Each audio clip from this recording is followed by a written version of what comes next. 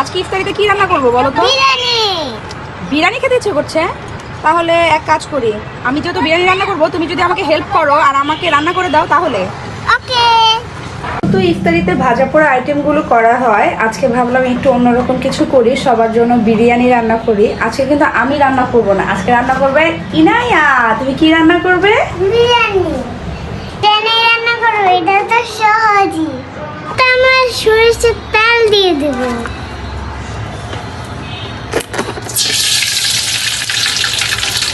আর আমরা অ্যাশ দিয়ে দেব। এটা হচ্ছে কিছুটা স্মেল ছোটা পর্যন্ত আমরা একটু নাড়াচাড়া করব, যাতে স্মেলটা খুব ভালোভাবে বের হয়ে যায়। পেঁয়াজ দিয়ে দেব।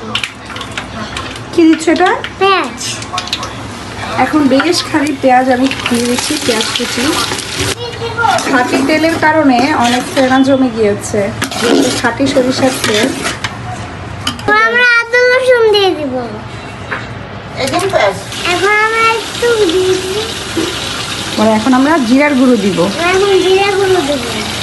এই মাংসগুলো ধুয়ে রেখেছিলাম, ধুয়ে ছোট ছোট করে রেখেছি, এগুলো আমি এখন দিয়ে দিব। বিরিয়ানি মশলা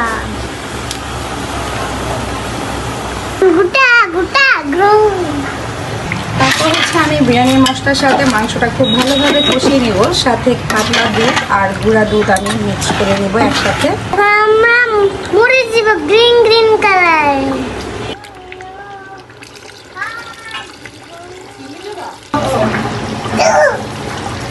এখন আমি গুঁড়া দুধ আর পাতলা দুধ দিয়ে দিলাম, এসবে হচ্ছে টেস্টটা ভালো আসে। সামান্য একটু চিনি দিয়ে নিচ্ছি। এটা হচ্ছে সম্পূর্ণ ঘরোয়াভাবে একটা রান্না, যে যার মতো রান্না করতে পারে। এটা হচ্ছে কম জিনিসে চটজলদি বাছার ভিতরে কীভাবে রান্না করলাম বা কীভাবে করবো সেইটুকু আমি দেখানোর চেষ্টা করেছি। এক একজনের রান্নার প্রসেস এক এক রকম যেহেতু হয়, কারোর সাথে কারো কম্পেয়ার করলে ব্যাপারটা হবে না। এর জন্য যে যেভাবে রান্না করে সেভাবেই দেখাবেন। আর আমি হচ্ছে একদম ঘরোয়া জিনিস দিয়ে রান্না করেছি, যেহেতু আমার হাতে কাছে যা ছিল তাই। আমি পোলার চালগুলো ধুয়ে শুকিয়ে নিয়েছি, পানি ঝারিয়ে নিয়েছি। এখন আমি মাংসর সাথে চালগুলো মিক্সড করে নেব। চালটা মাংসের সাথে একসাথে মিক্সড করে নেবে।